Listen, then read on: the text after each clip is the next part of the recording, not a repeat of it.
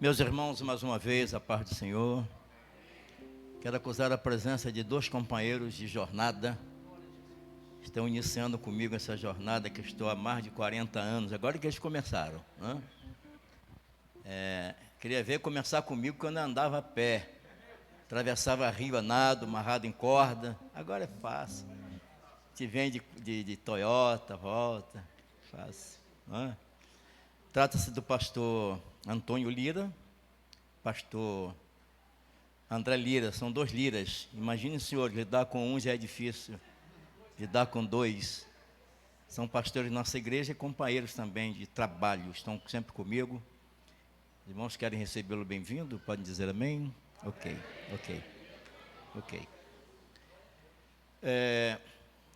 Antes de eu começar a falar, eu queria ouvir uma canção. Eu dividi o tempo, vai cantar possivelmente, havendo a oportunidade, que o trabalho hoje é especificamente voltado para a palavra, não é? Mas esse irmão eu o convidei para estar conosco. Eu queria pedi-lo para que venha aqui cantar um dos hinos, um hino. Eu queria pedir licença para que os irmãos cantassem com ele em pé. Ok. Vamos ficar em pé. Receber o servo do Senhor, que é o irmão Rodolfo Gomes, está acompanhado da sua digníssima esposa, está ali perto do teclado, vai orientar ali, vai cantar com instrumento ao vivo. Então vamos recebê-lo. Se os irmãos, se porventura os irmãos conhecerem o hino que ele vai cantar, cantem. Ele é o autor deste hino, tá? Que vai ser cantado agora. Ele tem rodado o Brasil, tem feito assim um sucesso, mas para a glória de Deus. Deus usando a sua instrumentalidade como um grande compositor. Se os irmãos souberem o hino que ele vai cantar, cantem juntos. Se não souberem, fiquem calados e aprendam, tá bom? Com você, Rodolfo. Glória a Deus, a paz do Senhor Jesus, amém, irmãos? Glória a Deus, vamos adorar ao Senhor juntos. Essa canção, eu acredito que é uma canção de vida de muita gente, e tem sido o nosso louvor de gratidão ao Senhor por tantas coisas que a gente passou, mas sobrevivemos, amém? Vamos adorar o nome do Senhor, aleluia. O vento não me derrubou, o medo não me parou, a guerra me feriu, mas a experiência ficou. Eu não me calei e não vou me calar. Enquanto houver fôlego, vou adorar. Posso até ter caído na guerra, mas caído eu não vou ficar. Diga, sei que esse vento vai passar. Também sei que o meu milagre vai chegar. Deus conhece a minha história, sabe tudo sobre mim, e é só olhar para trás para ver quantas guerras já venci, mas sobrevivi adorando, confiando.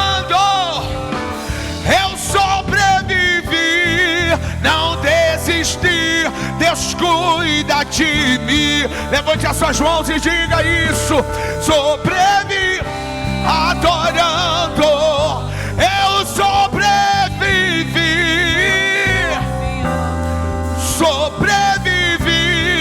não desisti, Deus cuida de mim.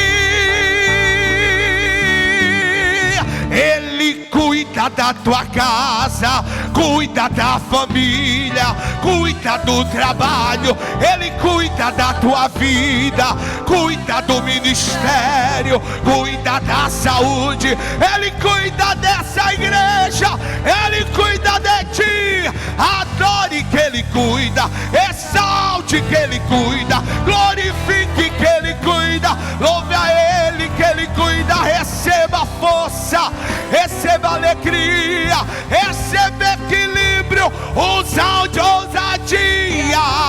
Essa guerra não te mata.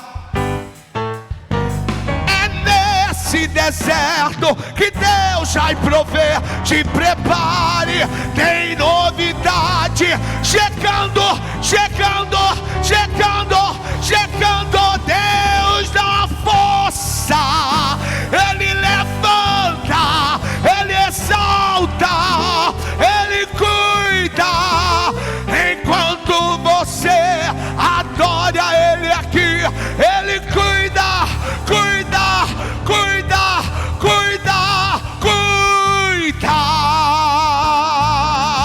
Ele cuida. Quem entende isso, adora Ele. Ele cuida.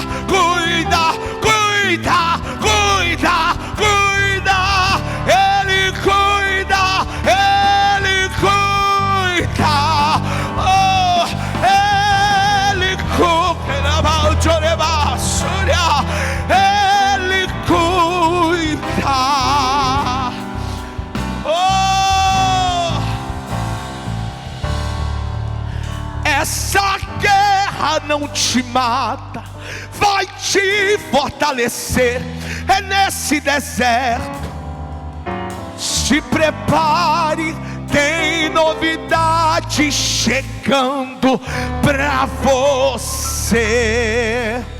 Deus dá força ao cansado, levanta o caído, exalta o humilhado, Ele cura o ferido. Enquanto você levanta a mão para adorar, Ele visita a tua casa, Ele cuida de tudo para você.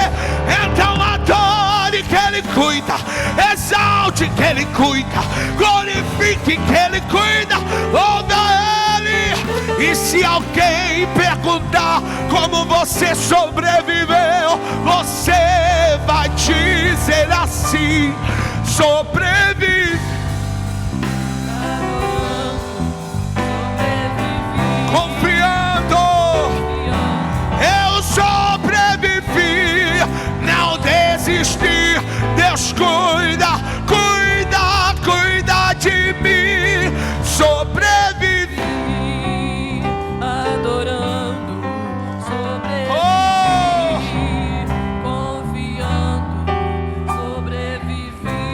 Eu não desisti. Ele cuida de mim. Ele cuida de mim. Ele cuida de mim. Ele cuida de mim. Ele cuida de mim. De mim.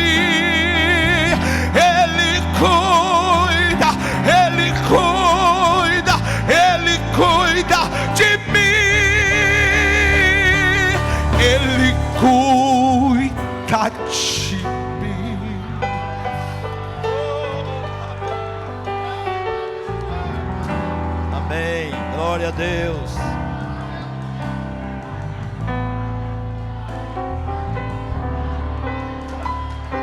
Glória a Jesus. Aleluia. Glória a Deus.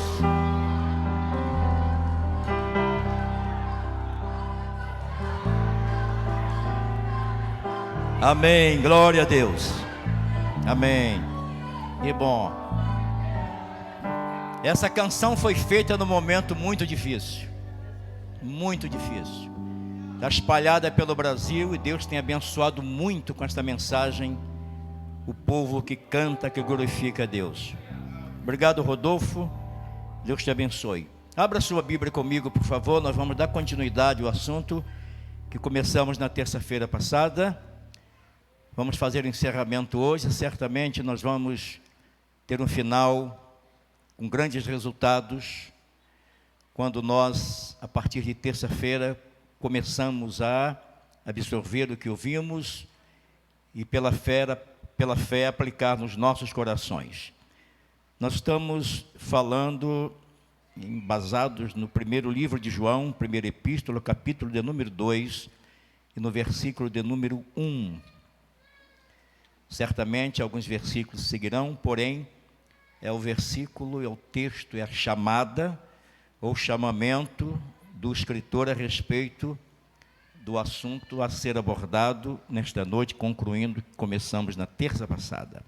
Então diz assim, quero fazer aqui dar uma enfatizadazinha aqui, como fizemos na terça-feira, para recapitular. Quem está vindo pela primeira vez entenderá a partir do início da nossa palestra e do ênfase que eu vou dar aqui no versículo, ok? Meus filhinhos, escrevo-lhes estas coisas para que vocês não pequem. Se, porém, alguém pecar, temos um intercessor junto ao Pai, Jesus Cristo, o justo. Podem tomar assento. Então, o autor, o escritor, inspirado e condicionado por Deus para proferir estas palavras dirigidas a nós, e o faz com carinho, conforme dissemos aqui na vez passada, ele o faz com muito carinho, com muito zelo, com muito cuidado. E esse cuidado com essas palavras dirigidas a nós, ele o faz exatamente verificando a nossa fragilidade, nossa sensibilidade. Vocês sabem que existem pessoas que não podem ouvir palavras duras, não é? Palavras que são duríssimas até. Então Deus, ele é como um pai que, ao dirigir-se ao filho, sabe perfeitamente como falar. Lembro-me de um cidadão uma família que mandou o filho para o exterior estudar.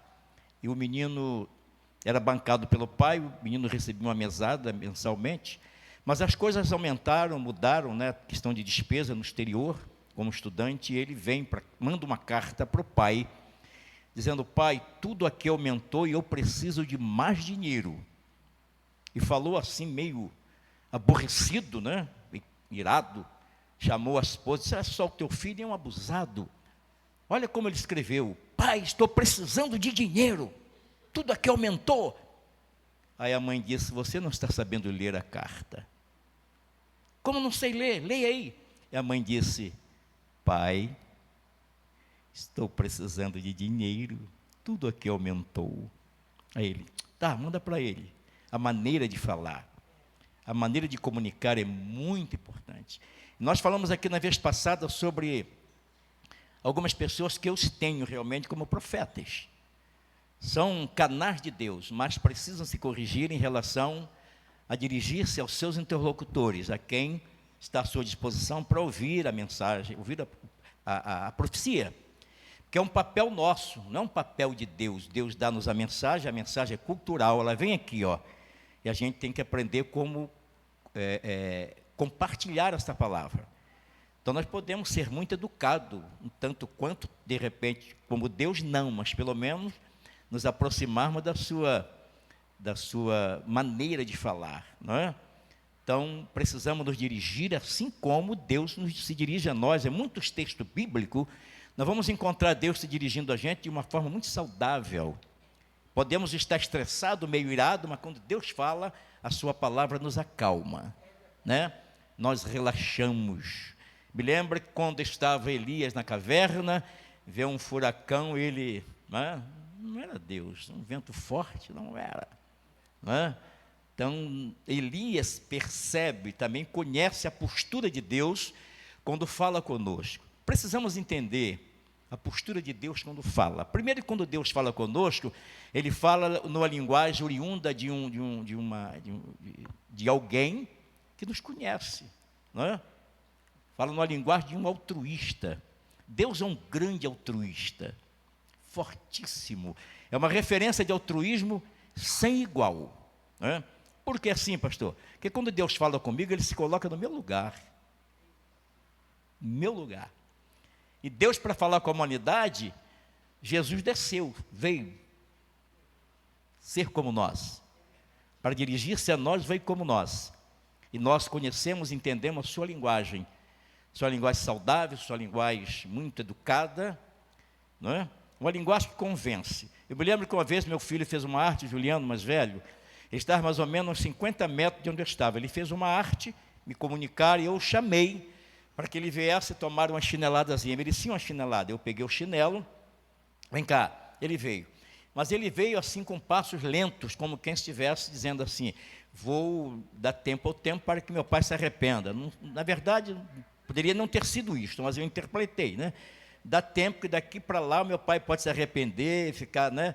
E foi o que ele fez, foi verdade. Eu tive uma experiência interessante, até dentro da área psicológica a gente entende isso, né?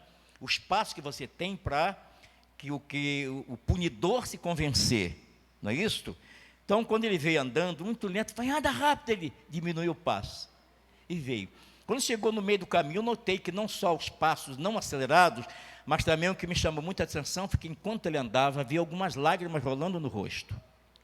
Cada lado do rosto, 2 lágrimas rolando, aquilo me acabou comigo, eu larguei o chinelo. Em vez de dar-lhe uma chinelada, dei-lhe um abraço. Não é? Então, Deus tem dado tempo ao tempo para você se arrepender também.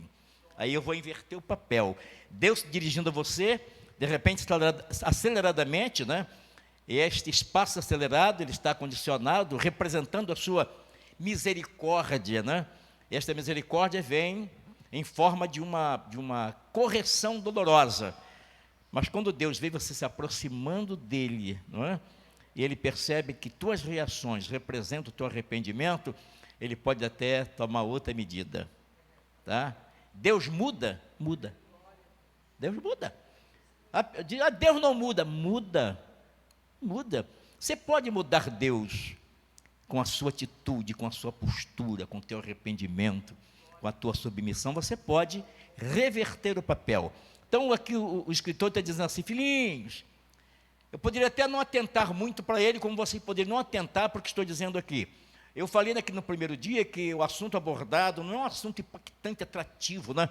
O povo está muito focado em pregador cujos assuntos atraem, mas aquelas pregações que, na verdade, fazem com que você se manifeste, que você, né, saia do banco, saia voando. Isso é impactante, isso aí que é o bom pregador. Então, de repente, um assunto que vai falar de pecado, de não peque e tal, arrependimento, leva você a uma vistoria, uma auto-vistoria, né? Se auto-vistoriar, ver como é que você está. Na verdade, nós temos muito medo, muita dificuldade de uma auto-vistoria. Nós não temos coragem de ver o que está na gente. Não temos coragem, não é? Temos coragem. Então, mistura-se a vaidade com a falta de coragem de ver-nos da verdade, que não somos o que talvez estejamos imaginando ou tentando ser à vista do alheio. Mas quando olhamos para nós, verificamos que não somos o que as pessoas veem em nós. Então, Deus quer, nesses assuntos, que você relaxe, se sente, cruze as pernas e se olhe. Olhe-se. Que quando você deparar com quem você é, você tem 2 alternativas. Render-se a Deus ou render-se a Deus. Não é? Então, o escritor está dizendo, filhinhos, não pequeis. Não é? Estou fazendo aqui uma rápida recapitulação. Não pequeis, mas se porventura pecardes, se não pequeis, significa o seguinte, a possibilidade de pecar existe. Nós somos completamente vulneráveis. E a vulnerabilidade tem marcado a nossa vida. Tem caracterizado a gente. A gente diz assim, se fulano fizesse comigo, eu não vou reagir. Já está reagindo. Só em falar que não vai reagir, já está reagindo. Porque o sentimento de reação já manifesta no teu subconsciente. Não vou reagir. Você está lutando contra a tua vulnerabilidade. Não vou. Então a consciência está dizendo, vai, porque você é vulnerável. Não vou, vai, não vou. Essa briga, ao chegar perto do ofensor, você vai reagir. Vai reagir. Mas se você disser, é possível que eu reaja. É possível que você não reaja. Quando você diz, eu vou reagir, é possível que eu reaja, você está dizendo, na verdade, eu não posso dominar este meu lado vulnerável, porque há algumas fraquezas em alguma das áreas da minha vida. E uma delas que está manifesta em mim é exatamente esta área de fraqueza contra alguém que me ofende. Isso é terrível e ocorre muito entre nós. Então, filho, não pequei. Se porventura pecar, é possível que você peque. Há um advogado, há um intercessor, tá? Que é justo, Jesus Cristo justo. Então, está a situação resolvida. Então, nós encerramos na vez passada falando que Deus, Ele gosta. Talvez essa palavra gosta não se encaixe muito na nossa maneira de pensar, porque talvez entenda o pastor está sendo muito radical em relação a este relacionamento entre Deus e nós e o nosso pecado. Costumo dizer o seguinte: quando alguém diz assim, eu não vou fazer isto ou aquilo, eu não quero ir lá cantar, eu não quero participar porque eu pequei. Então você se coloca diante de Deus como um pecador. Não precisa isto, Ele sabe que você é pecador. Sabe que você é pecador e mais, a Bíblia diz que alguém disser, não peco, está mentindo. Não é? Então ninguém engana Deus dizendo, agora eu posso que eu estou bem. Você nunca está bem. Você está sob um autocontrole de uma área fragilizada na tua vida que poderia levar-te a uma queda, uma decadência, uma dificuldade que formaria entre você e Deus, não é? Uma barreira para que você não seja abençoado, alcançado naquela circunstância do pecado. Tá? Mas na medida que o tempo vai passando, você vai esmurecendo-se, reconhecendo o seu pecado, e Deus está prontíssimo para te perdoar. Porque tudo que Ele fez a partir da cruz do Calvário foi exatamente para te perdoar. Sou muito contra as pessoas que trazem outras para a igreja e vêm para a igreja atrás de muitas coisas que não condizem com a razão porque Jesus foi para a cruz. Eu vou ser franco uma coisa a vocês, nada, não estou dizendo que é pecado, não vou confrontar-me contra essas pessoas, mas eu tenho uma dificuldade de aceitar templos lotados, galpões lotados, de pessoas que vão para lá para buscar cura. Tá bom? Compreendam-me. Compreendam-me. Quero compartilhar do que entendo pela razão de compreender o que a Bíblia diz a respeito da obra do Calvário. Na verdade, as pessoas não vão para lá pela fé. É um perigo. Eu falei aqui na vez sobre a cultura da fé. A fé se alcança através da palavra, vira a palavra de Deus, tal. Então, é cultura, fé é cultura. Eu gosto muito de falar sobre a cultura da fé. Vem através do ouvir, palavra, gramática, entendimento. E para você entender a palavra de Deus e através dela obter fé, você tem que, inclusive, conhecer até a gramática. Até a gramática. Não vai. Se você não entender a colocação do verbo dentro da frase, não vai entender o que o sujeito, né, está dizendo. O que é um verbo? É a palavra que expressa a ação do sujeito. O sujeito é Deus, está falando conosco, e eu preciso entender a sua palavra, respeitando as pontuações. Não perderão para mim todo o sentido, é cultura. É por isso que é bom os irmãos estarem assim. Gosto muito. Não é que eu não seja pentecostal, sou pentecostal. Pentecostal porque a igreja começou no dia de Pentecoste, mas é o dia que é de Pentecoste. Não tem muito a ver com a igreja. Ela começou no dia. Tá? Então nomeou-se como igreja pentecostal porque começou no dia. Mas a influência do movimento pentecostal não está condicionado que o Pentecoste surgiu por causa da. Nós demos sorte de que aconteceu no dia D. Aí nós inserimos. Aí não é pentecostal, o irmão não é pentecostal. Não, por quê? O irmão não deu um glória, não gritou, não dançou, não é pentecostal. Não é. Sabe quando começou a igreja, dia de Pentecostes? A primeira coisa que aconteceu, eles passaram a ouvir. Olha só. Ouvir.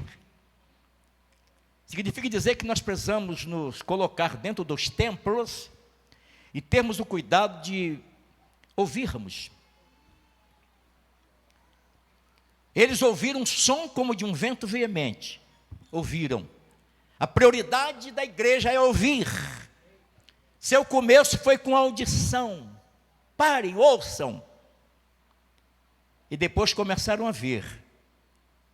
Existe uma ordem cronológica: ouvir, ver e falar. Não é falar, ver e ouvir. Ouça primeiro. Então precisamos de ter o povo diante de nós, dos pregadores, ensinadores, um povo silenciado. Não tem ninguém aqui talvez que goste tanto barulho como eu. Fui criado no meio de barulho, um monte de oração. Rapaz, eu me lembro que uma vez eu fui levado às alturas, uns 2 metros, eu parei nas alturas. Eu me assentei numa cadeira, ninguém via a cadeira, sentei, cruzei as pernas e profetizei. Ninguém viu as cadeiras. Eu tenho essa experiência com Deus. Viram a cadeira, eu sentei na cadeira, cruzei a perna, conversei com os pastores. Eles ficaram apavorados, alguns caíram desmaiados, porque não viram cadeira e me viram assentados. Deus faz isso. Já vivi essas coisas. Eu sei que esse sobrenatural, esse transcendental, ele existe. Deus está querendo manifestar-se transcendentalmente entre nós. Agora, para que estas coisas ocorram, precisamos conhecê-las. Se alguém está a fim de dons espirituais, sentem para ouvir a respeito deles. E depois você vai ver como eles se manifestam.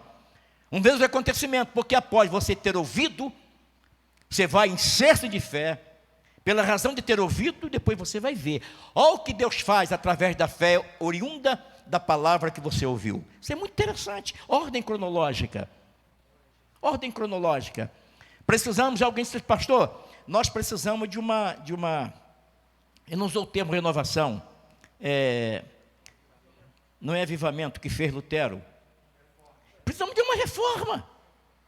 Que reforma é esta? É nós voltarmos às posições primitivas.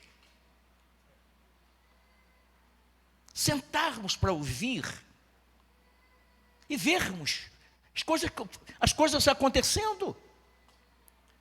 Eu vi Jesus batizar com o Espírito Santo muita gente sem que alguém clamasse, olha, vai ter um culto de batismo. Não precisa isso. Para mim, estamos reunidos.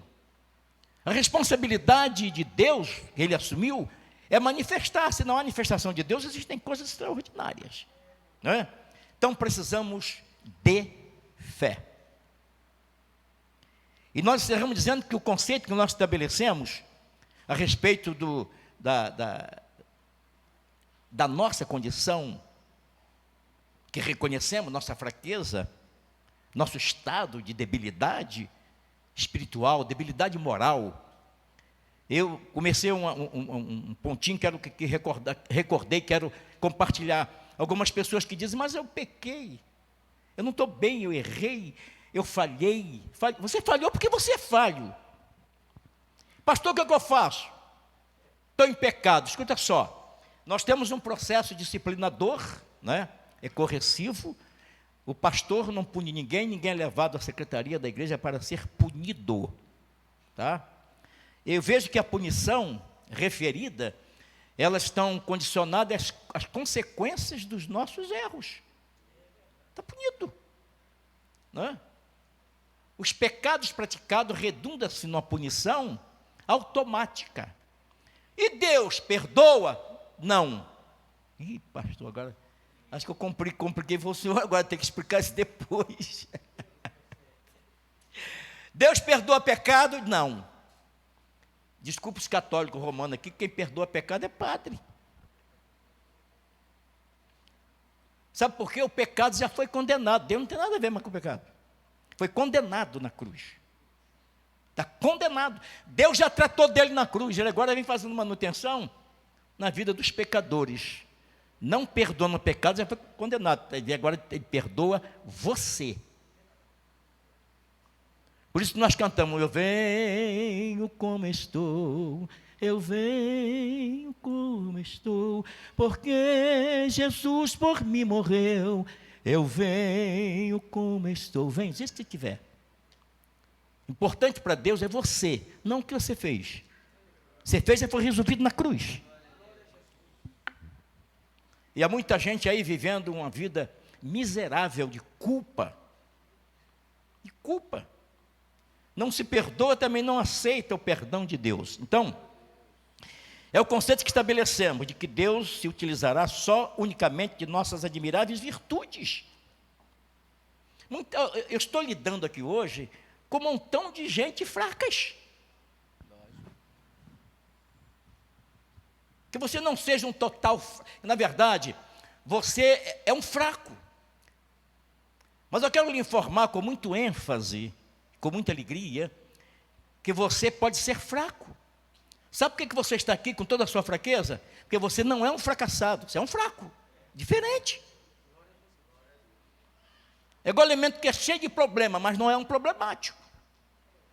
Quando ele vira problemático, aí, meu irmão, aí é problema, aí é complicado. Tu tem problema? Eu também tenho. Mas você está aqui por quê? Porque você não é um problemático. Se fosse um problemático, não estaria aqui. As problemáticas limitariam você fazer muitas coisas que você deveria fazer e deve fazer. Você está aqui porque você não é problemático. Você só tem problema. O que é problema? Problema é uma linha embolada que você vai ter que desembolar. E essa linha embolada pode levar alguns segundos, alguns minutos, algumas horas, alguns dias. Mas quando nós não temos paciência de reconhecer os nossos pecados, nossas fraquezas, onde ele está, em qual área da tua vida está a fraqueza da qual estamos tratando aqui? Você sabe? Tanto sabe que você tem confessado para alguém de sua intimidade, esta é a minha fraqueza. Eu até brinquei na vez passada aqui, dos companheiros que vêm comigo, brinquei, mas eu vou repetir a brincadeira. Eles só vêm porque sabem que depois do culto tem uma bela janta que o pastor oferece. É a fraqueza deles. Fraqueza. Vai ter janta, pastor? Vai. Opa. Teve um que disse que nem almoçou, né? Entrou até em jejum. Usufruir bem é a fraqueza. Outros têm outras. Eu conheço uma irmã que ela foi mangueirense, desfilava. Era mulata de Sargentelli, converteu-se a Cristo. Ela não podia ouvir um pagode que ela ficava o tempo todo. Até na igreja. Falei, irmã, calma. Vira uma jaqueira, deixa de ser mangueirense. Esquece a mangueira. É lado fraco. A música, o samba, o pagode. Então há uma dificuldade dessas pessoas se recuperarem. E eu vou dizer uma coisa para vocês. Eu falei aqui na vez passada, eu vou repetir. Não sai. Isso não sai. Não vai sair. E não interessa para Deus também que saia. Eu vou te explicar por quê. Porque essa fraqueza é um fator primordial para Deus levar-te a Ele. Para você não se envaidecer. Não trate o diabo como uma barata. Agora, depois que você fez Jesus, o diabo está aqui debaixo do meu pé. Não, faça isso não. Mantenha ele de longe, nada debaixo do teu pé. Debaixo do teu pé tem que estar o chão. Pisa no chão. Então, fraquezas existem. E algumas pessoas que entendem que Deus vai usar somente as suas virtudes, unicamente virtudes admiráveis. Mas Ele também toma nossa fraqueza e as recicla, transformando-a em instrumento ou motivos para a sua glória. Que interessante. Agora, eu não quero que você também use a fraqueza como meio de se justificar. O camarada estava namorando a filha do pastor numa rua muito escura. E o pastor da igreja passou e ouviu o rapaz na rua da igreja, a rua escura, namorando sua filha. Ele, eticamente, passou direto, fez o culto, depois eles chegaram. Depois do culto, ele chama o rapaz no gabinete e disse, meu filho, é o seguinte, além de você estar namorando uma membro da igreja, você está namorando a minha filha. Olha que mau exemplo, o que eu vou explicar? Logo a minha filha, o rapaz ouviu e disse, pastor, o senhor há de convir comigo que a carne é fraca. O pastor disse, meu filho, sou homem um tanto quanto você, tenho as mesmas dificuldades suas, fraqueza, pode ser que a minha seja de outra área, mas eu tenho. Mas se a tua carne é fraca, quero que você entenda que a minha filha não é fortificante. É uma forma de justificar a tua fraqueza. Tá? Aí levou o rapaz para Timóteo, para Paulo, falando com Timóteo, Timóteo, meu filho, fortifica-te na graça que há em Cristo Jesus. Você quer fortalecer-se? Busque a graça de Deus. essa graça salvadora, regeneradora, impulsionadora, que mantém você com toda a tua fraqueza, capengando, mas correndo em busca do teu alvo.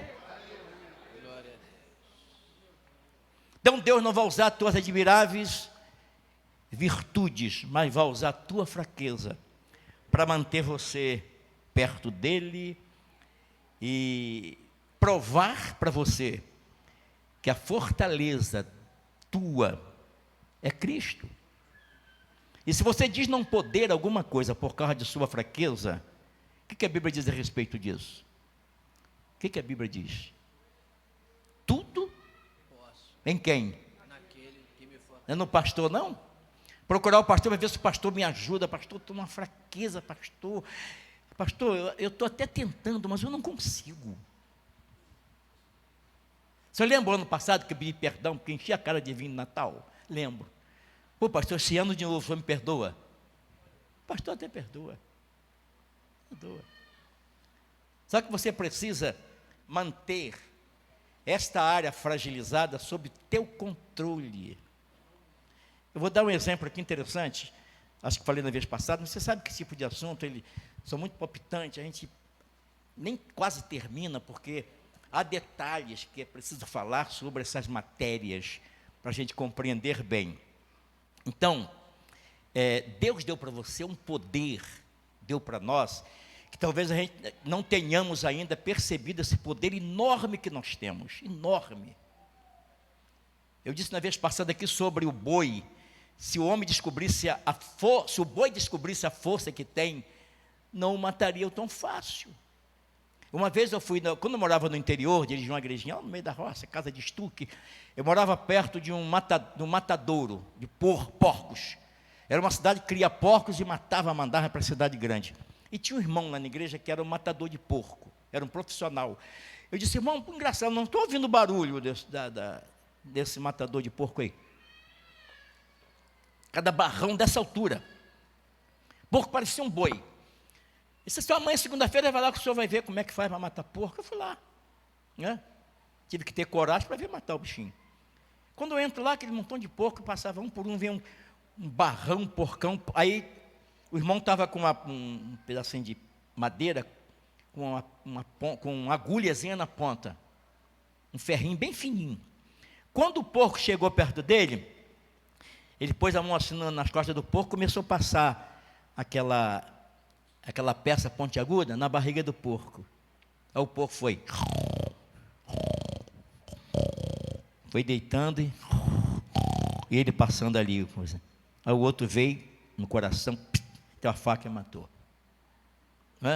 Matou o porco. Então, preste atenção a isto. Preste atenção a isso. Eu sei que a gente precisa ter um autocontrole em relação a essas áreas fragilizadas, tá?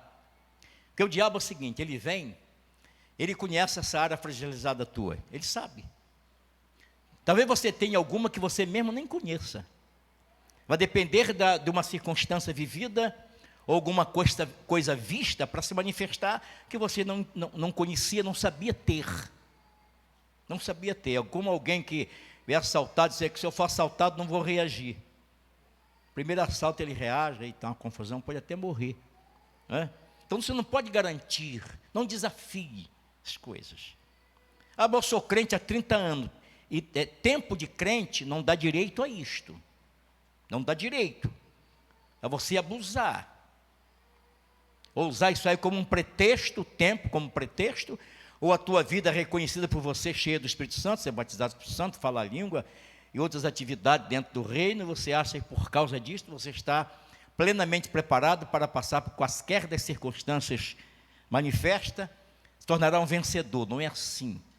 Não é assim. O diabo conhece, ele vai fazer tudo para fragilizar esta área. Ela é vulnerável. Eu disse na vez passada, eu vou repetir, ele não vai te apresentar nada que você não goste. Nada. Tudo que ele apresentar, botar diante de você é o que você gosta, é o que você, de repente, sonha em ter e fazer, não faz. Está esbarrado com a tua consciência e também bloqueado pelo compromisso que você tem com a igreja, com Deus, com você, com a família. Tem um bloqueio. Isso é muito interessante, esse tipo de reconhecimento. Mas, como fazê-lo para vencer? Deixa eu explicar. Como fazê-lo para vencer? Deus deu para você um potencial enorme. Não é de exclusividade de um ou dois, para todos nós.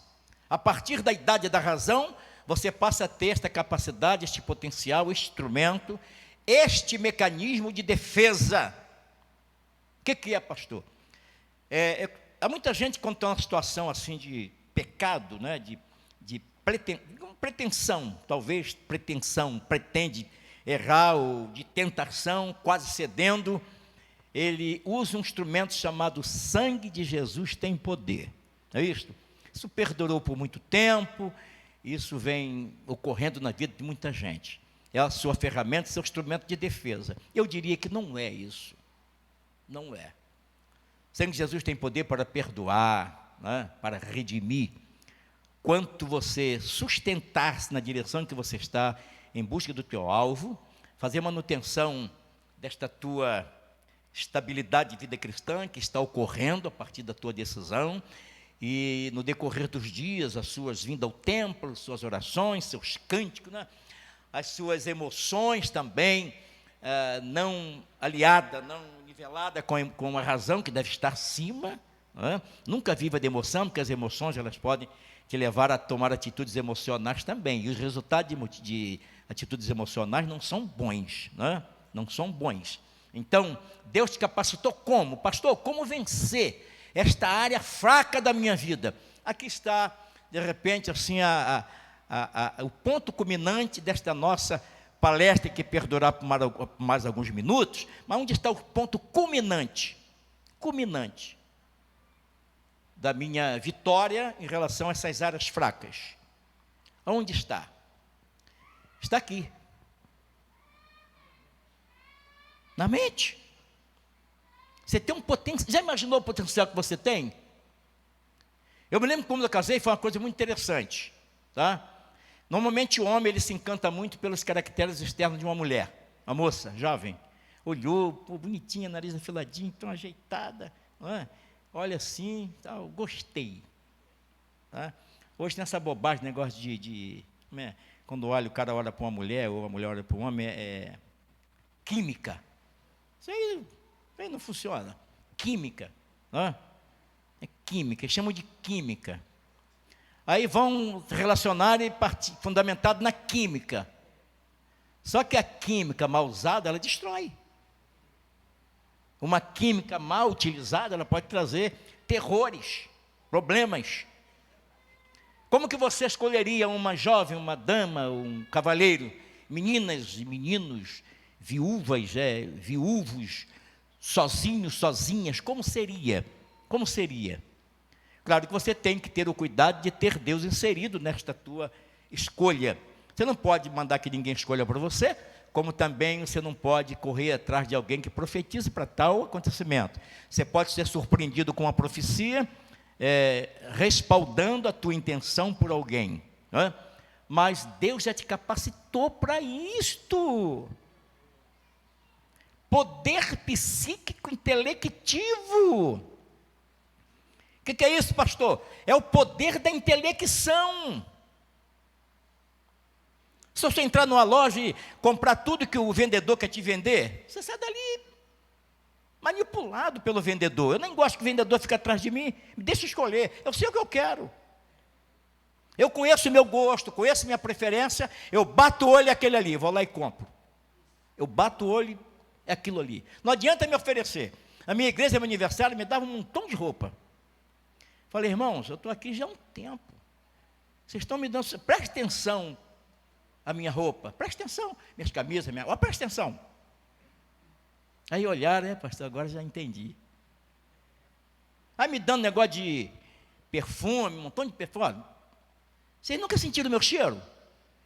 Eu cheiro azarrou. Cheiro azarrou. Aí começaram a dar uns vidinhos de azarrou, mas ficou muito caro. Aí já estou com dificuldade, trocado pelo avanço. Mas fazer o quê? É mais barato. Vamos reconhecer. Mas Deus te deu o direito, a capacidade de escolher. Você tem o direito de escolher. Não se furte desse direito. Além de ter direito de escolher, oriundo da capacidade que Deus te deu, o poder psicointelectivo, da intelecção, capacidade de escolher, se olhou, gostou. Eu me lembro que disse, Deus, eu quero casar. Quero casar, mas eu quero... Aí eu comecei, desenhei a moça. Desenhei.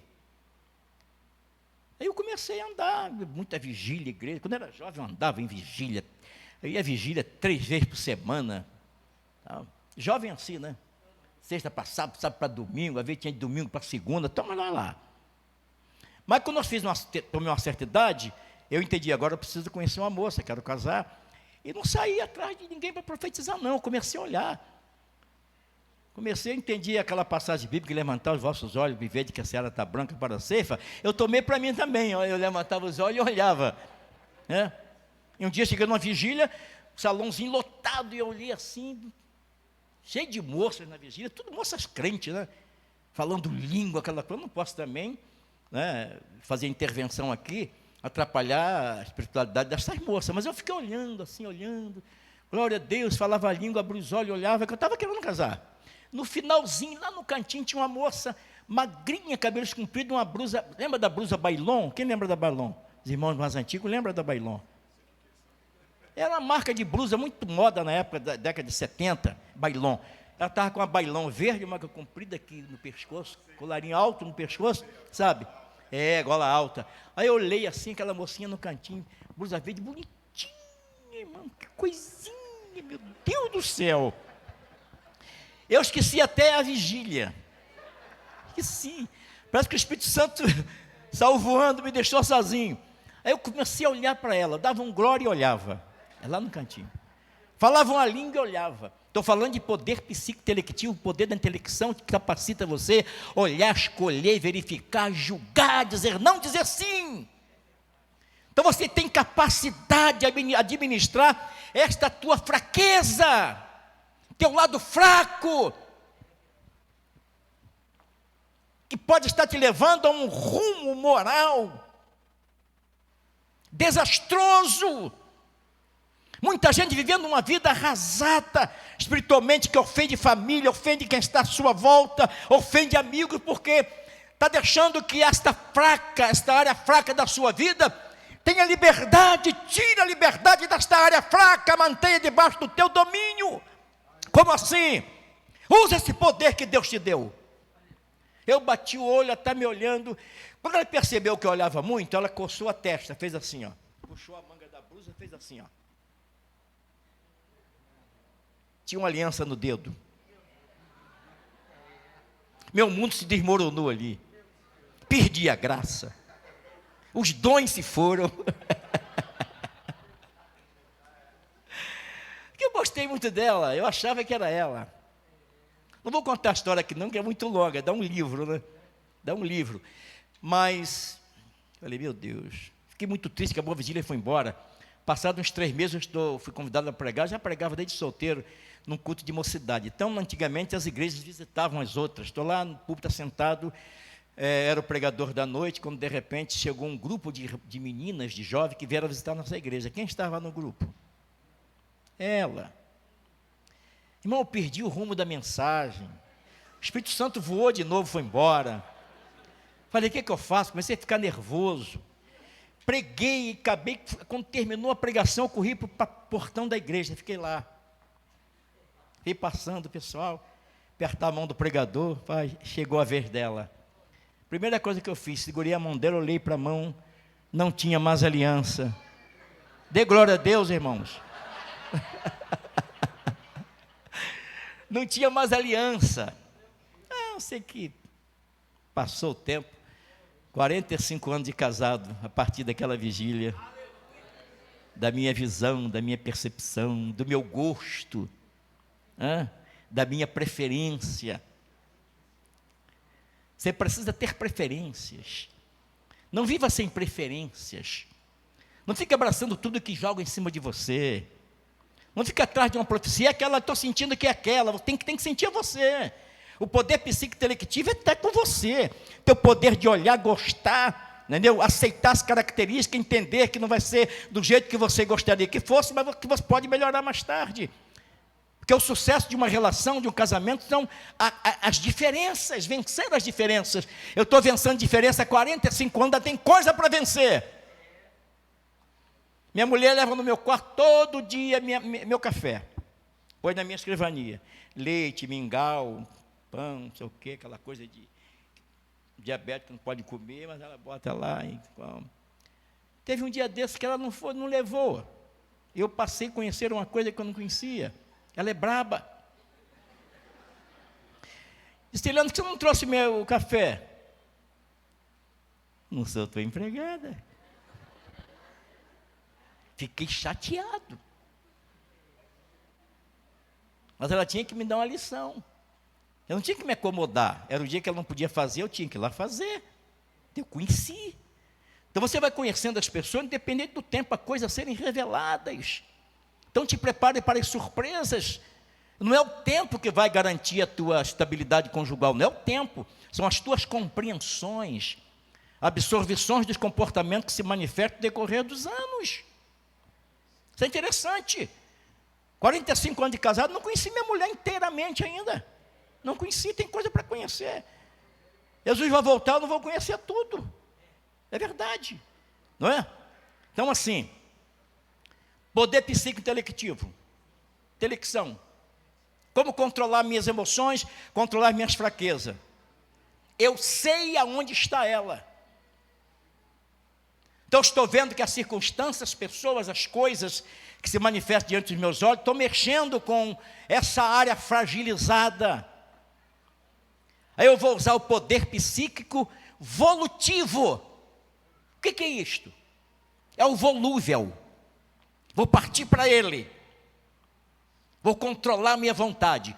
Como que você controla a vontade?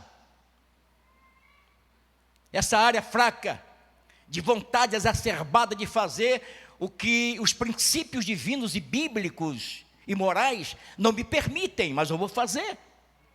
Tendo a fazer, foi o que disse Paulo, miserável homem que sou, que me livrará do corpo dessa morte, que eu quero fazer isto não faço, porém o que não quero, isto faço. Poder psíquico, controla a vontade. Como você vai controlar a vontade? Na medida que você vai olhando para as coisas que te chamam a atenção, que te atraem, que te impactam, que faz borbulhar dentro de você esta área fragilizada, você vai pensar assim, bem, a capacidade da mente. Poxa vida, minha esposa, a igreja, o Espírito Santo, olha a cabeça pensante. Espírito Santo, compromisso, família, consequências. Então você começa a pensar esses pensamentos sobre as consequências de uma prática oriunda desta área fraca da tua vida, vai te afastando. Vou contar aqui uma historinha rápida. Queria ter muita coisa para falar, mas vamos ser sábios, né? Acho que os irmãos estão compreendendo perfeitamente. Desde terça-feira, onde queremos chegar, estão compreendendo? Ok. Um cidadão disse, pastor, eu estou me desviando, aqui o cartão, não dá mais para ficar, com muito problema, estou vivendo na igreja, com família principalmente, estou indo embora. E era um presbítero antigo, dedicado, não dá mais. Procurou o pastor no seu gabinete, está aqui meu cartão, estou entregando, estou desviando, vou cair no mundão, não dá mais. Larguei família, pastor disse, meu filho, deixa eu fazer uma oração primeiro, Senhor, guarda ele, tem misericórdia, orou por ele, pegou o cartão e disse assim, meu filho, só quero que você saiba uma coisa, tu está indo embora, mas você nunca deixe de entender que você é um homem de Deus, tá bom? Tá bom, pastor, sou homem de Deus, mas se eu fosse realmente um homem de Deus, não estava vivendo essa desgraça. Foi embora. Foi um fato verídico. Chegou na Praça Mauá, a primeira coisa que ele fez, eu vou procurar uma prostituta, eu vou adulterar logo, vou cair no mundão. Aí se deparou com uma das prostitutas que circulam por ali, era uma paraibona grandona, né? Aí ele disse assim, ó, o hotel é ali, escadaria na beira, começando na calçada ali. Aí ela falou, eu vou te acompanhando de longe, que eu sou muito conhecido, alguém pode me ver, eu vou te acompanhando. Ela foi na frente. Foi. Ela subiu a escadaria, para o andar de cima, onde estavam os quartos. Ele foi até a porta Aí parou na porta, primeiro degrau, olhou para trás. Tu não vai subir não, homem de Deus.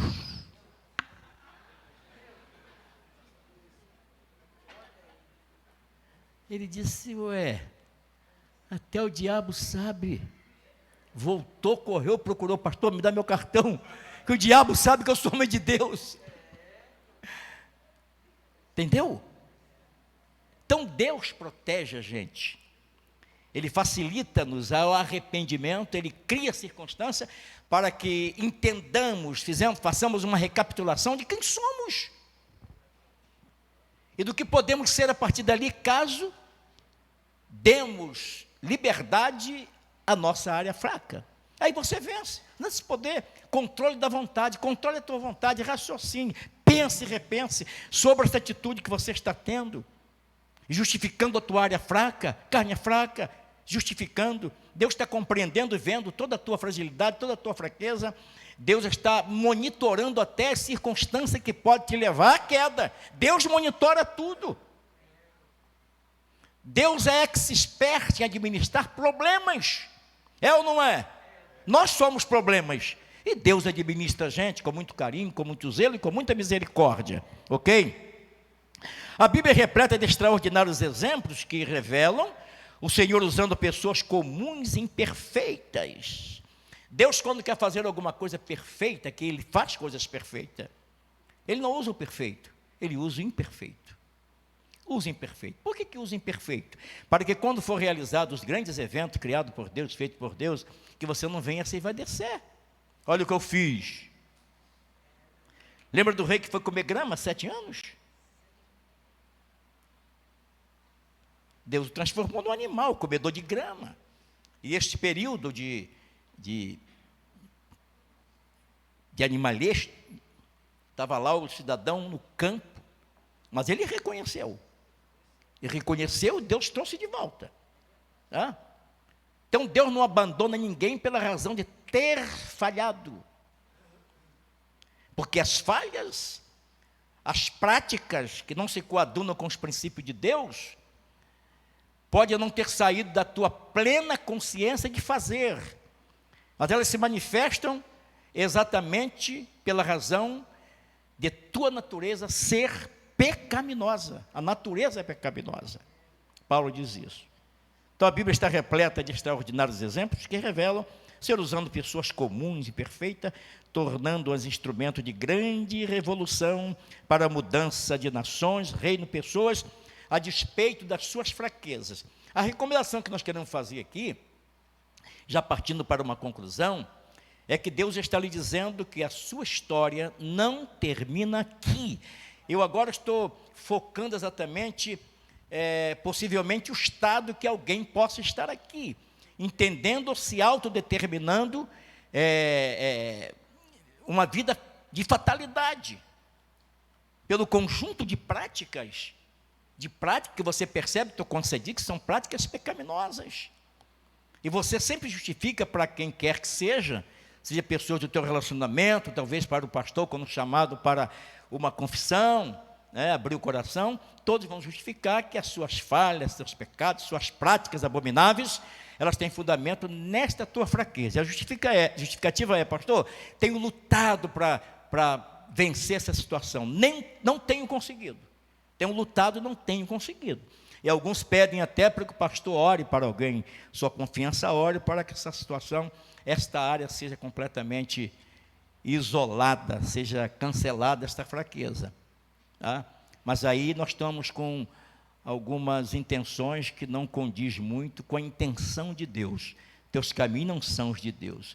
Deus quer preservar você sempre agradecido, sempre subalterno, sempre submisso, sempre entendendo que sem Ele você não pode fazer nada. Entenda também que muitas das nossas dificuldades, elas atraem a Deus. É o importante também para entendermos. Nossas dificuldades atraem a Deus. Deus nunca teve interesse de ter alguém em situação de perfeição. Ele não é perfeito nunca. Quando a Bíblia diz sede santo como eu sou, esse sede é um processo contínuo, continuado. até que cheguemos à estatura de homem perfeito, assim como eu sou. Como eu sou, significa que você será um tanto quanto quando Jesus voltar. Não é? Seremos todos iguais. E o procedimento, o comportamento, a estrutura espiritual será completamente uniforme.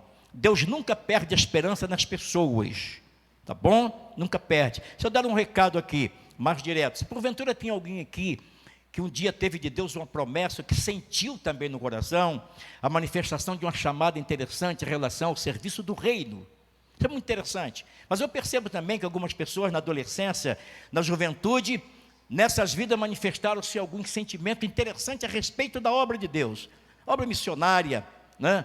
Ser um pregador, ser um ensinador, ser um grande músico, ser aí alguém utilizado por Deus em todas as circunstâncias da vida, um instrumento na mão de Deus. O tempo passou e você percebe que as tuas muitas dificuldades, tuas muitas falhas, tuas muitas quedas, elas paralisaram você. E esta paralisação, ela é identificada por tua acomodação. Entre, sai e nada mais do que isso dentro do reino. Deixa eu dizer para você que alguém pode ter aberto mão de você. De repente até o teu líder, pô, eu contava com esse rapaz, contava com essa moça, mas pelo comportamento, né, pela indisciplina, pelo comportamento desequilibrado, não identificando-se mais como alguém que identificava-se antes, tinha uma chamada, tinha uma expectativa enorme pelo reino, aconteceram tantas coisas, de repente no casamento, de repente no namoro, de repente com relacionamento com alguém que não condiz com o teu comportamento, completamente inverso da tua postura, acabou te convencendo, acabou tornando você um tanto quanto ele. E é possível que isso aconteça? É possível. Nós temos uma experiência interessante, bíblica, de Isaías, quando morre o seu tio Uzias, que ele corre para o templo, e lá ele tem uma visão, ele fez a seguinte confissão: sou um homem de lábios impuros e habito no meio de um povo de impuros lábios, estou igual. Me convenceram, me contaminaram, me contagiaram. Mas a sua confissão, sua declaração, redundou-se numa mudança transformadora, ao ponto de ele dizer: eis-me aqui, envia-me a mim.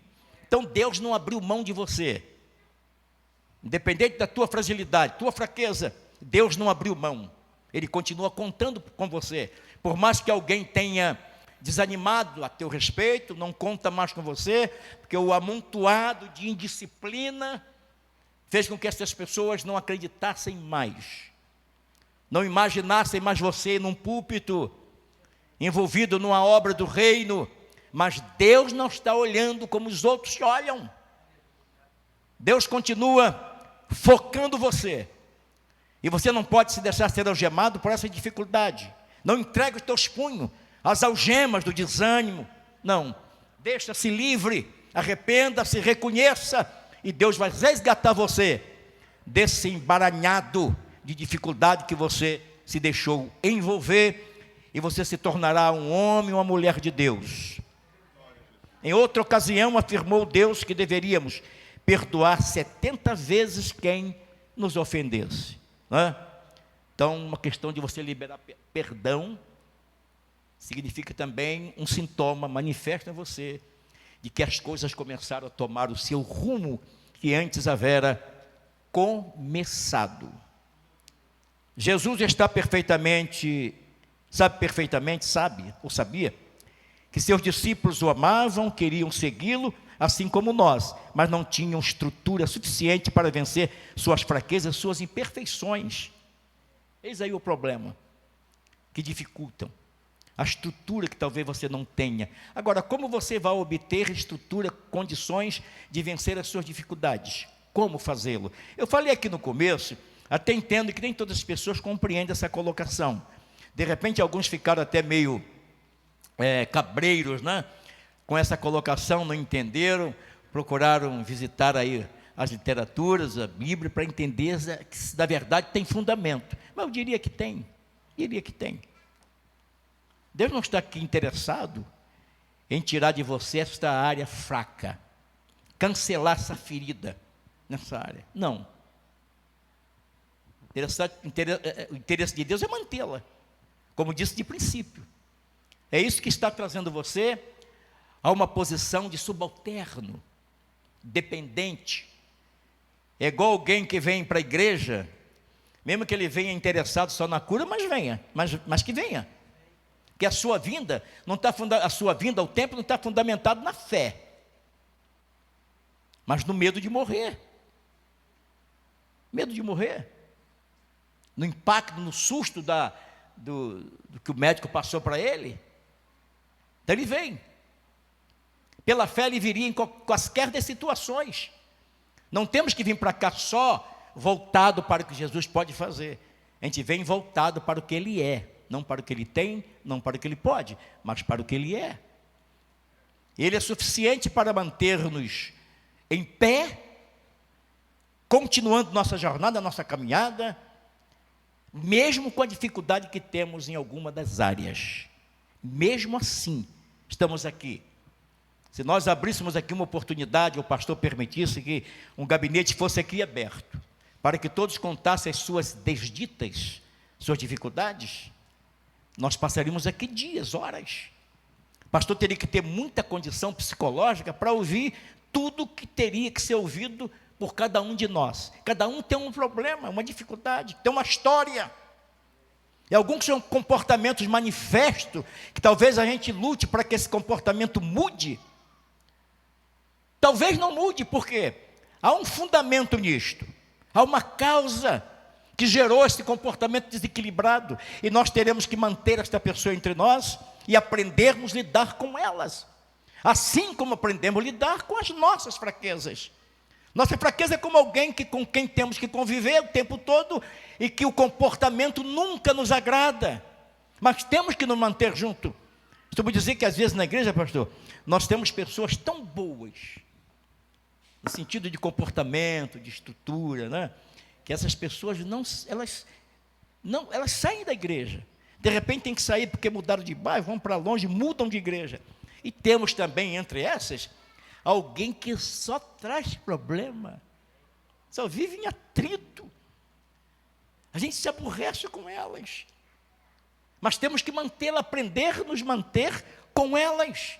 São pessoas que Deus coloca diante de nós para que possamos medir a nossa capacidade pastoral. Imagina um pastor estar lidando só com pessoas boas, agradáveis, educadinhas, saudáveis, gentis, seria uma beleza. O pastor não morria de infarto, seria uma beleza. O pastor tem que lidar com todo tipo de pessoa. Nosso comportamento é heterogêneo. A gente lidar com um, dá uma bronca em um que não pode dar no outro, que o outro não vai suportar. Um suporta, o outro não. Então essa heterogeneidade entre nós dificulta muito a administração pastoral.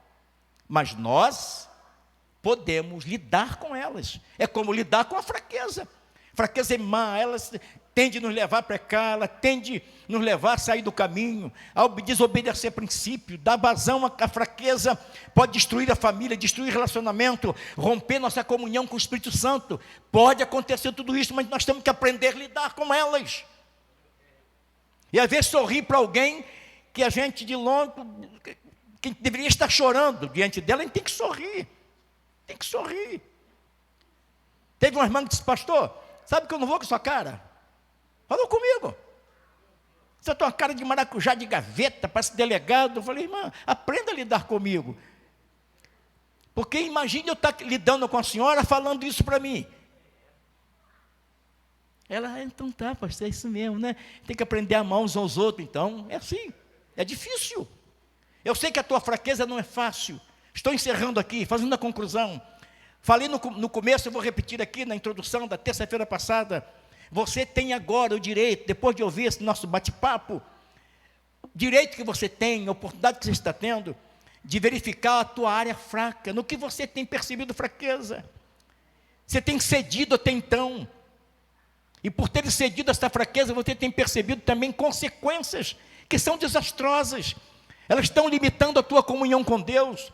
Ela está rompendo a tua união e comunhão com família. Está te levando ao estresse por você estar lutando de forma errada em relação a ela, a esta fraqueza. Aprenda a lidar. Você tem que sorrir para ela. Fizeram cara feia para a tua fraqueza, é pior. É pior. Atravesse este deserto de fraqueza com bom humor. Bom humor. E busca fortaleza em Cristo. Faça isto. Vamos orar mais. Cante mais, louve a Deus mais. Procure a pessoa com quem você tem relacionamento por forçadamente. Que elas não são pessoas que te agradam. Características que confrontam com o teu comportamento. Eu diria pessoas chatas até, indisciplinadas. Se você pudesse, você ficaria longe dela, mas você tem que estar aqui junto. Você tem que sentar ao lado dela. Vença isto. Vença. Assim como você deve vencer sua fraqueza desagradável, é ruim, que leva a tendências horríveis. Aprenda a lidar. Aprenda a lidar com as tuas fraquezas. Ao desembolar a linha, não faça a segunda ponta.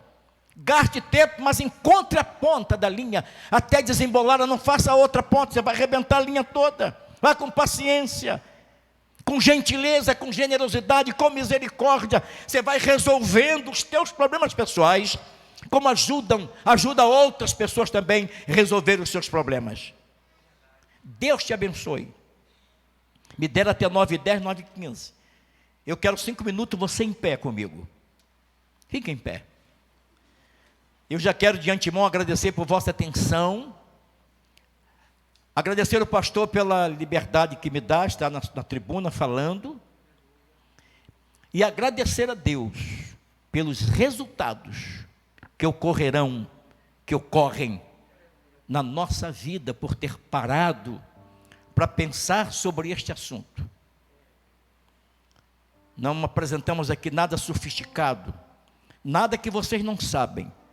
O que fizemos aqui foi reciclar-nos, recordarmos o que sabemos e pôr em ação. Se o pastor me der mais uns 3 minutinhos até 9h15, queria chamar para cantar de novo o mesmo hino. Vem cá, canta o mesmo. Aí o pastor estará tomando o microfone. Mesmo hino, mesma canção, cante com ele. Só vou pedir agora, diferente, que você não gritasse.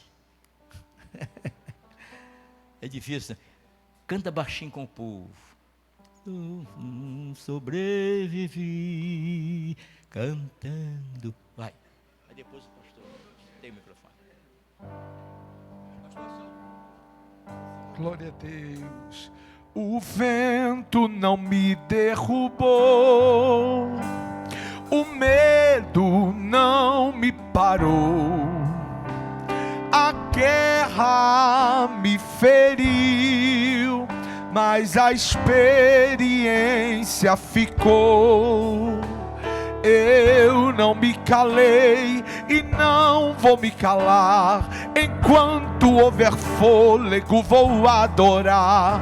Posso até ter caído na guerra, mas caído eu não vou ficar. Sei que esse vento vai passar. Também sei que o meu milagre vai chegar. Deus conhece a minha história, sabe tudo sobre mim. E é só olhar para trás para ver quantas guerras já venci. Mas sobrevivi adorando, sobrevivi confiando. Eu não desisti, Deus cuida de mim. Cante comigo.